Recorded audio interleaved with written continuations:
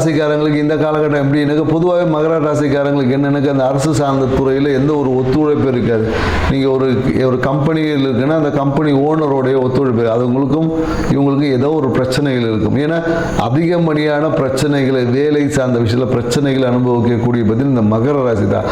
ஆனால் அதே மாதிரி அந்த பிரச்சனையை எவ்வாறு வெற்றி கொள்வது என்ற அந்த ஆளுமை தன்மையை நீங்கள் வளர்த்துக்கொண்டீங்க, அந்த ஆற்றலை வளர்த்து கொண்டீங்கன்னா அந்த அதே மகர ராசி தான் உச்சத்து திகழக்கூடிய ஒரு ராசியாக இருக்குது. ஸோ அதனால் மகர ராசிக்காரங்களுக்கு பார்த்தீங்கன்னா எப்பொழுதும் ஒரு சினிமா துறையில் சொல்லிக்கணுன்ற ஒரு எண்ணமும் இருக்கும். ஸோ இந்த காலகட்டம் பார்த்தீங்கன்னா எப்படி இருக்குன்னா நீங்கள் வாகனத்தில் பயணிக்கும் போது கொஞ்சம் கவனமாக இருக்கணும். அதே போல் என்னக்கா வேலை செய்யக்கூடிய மகர ராசிக்காரங்களும் இந்த காலத்தில் எதிர்பார்த்த ஒத்துழைப்பு என்பது இருக்கும்.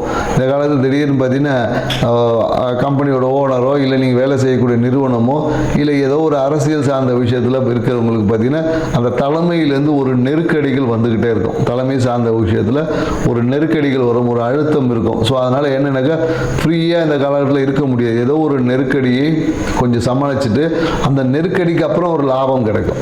ஒரு நெருக்கடிக்கு அப்புறமா தான் ஒரு லாபம் என்பது இருக்குது. இந்த காலத்தில் திடீர் அதிர்ஷ்டங்கள்லாம் இருக்குது. இன்னும் என்னென்னாக்கா லாட்டரி டிக்கெட் வாங்கினீங்கன்னா குறிப்பாக இந்த காலத்தில் 1ஆம் நம்பரு 9ஆம் நம்பர் இருக்கக்கூடிய லாட்டரி டிக்கெட் வாங்கினீங்கன்னா கூட இந்த காலகட்டத்தில் அடிக்கும். அதே போல் வாகனம் பயணத்தில் கவனம் நம்ம சொல்லியிருக்கோம். ஏன்னா வாகனத்தில் போகும்போது என் ஃப்ரெண்ட்ஸோடு சேர்ந்துட்டு இல்லை ஏதோ ஒரு சுற்றுலா வெளியே நான் ரொம்ப லாங் டிஸ்டன்ஸ் நான் பயணிக்க போகிறேன், நான் இந்த என்ன சொல்லுவாங்களே இந்த ஃபாரஸ்ட்குள்ளே டிரைவிங் போகிறேன் அப்படின்னு சொல்லி வேகமாக போய் எங்கேயாவது வண்டியை முட்டி கீழே விழுவதுக்கு வாய்ப்பு இருக்குது. குறிப்பாக என்னென்னாக்கா ஏதாவது ஒரு நீர்நிலைகளில் போய் விடுவீங்க, எல்லாம் ஏரியில் விழுறது இல்லை கிணத்து பக்கத்தில் எங்கேயாவது போகும்போது அந்த இடத்துல வாகன விபத்துகளை சந்திக்கக்கூடிய நீங்கள் ஒரு வாகன விபத்து சந்திச்சுன்னா அந்த இடத்துல பார்த்தீங்கன்னா ஏதோ ஒரு அடுத்து ஒரு நீர்நிலைகள் கண்டிப்பாக இருக்கும். ஸோ அதனால் வாகனத்தில் பயணிக்கும் போது கவனத்துடன் பயணிக்கணும் மகர ராசிக்காரங்கள்.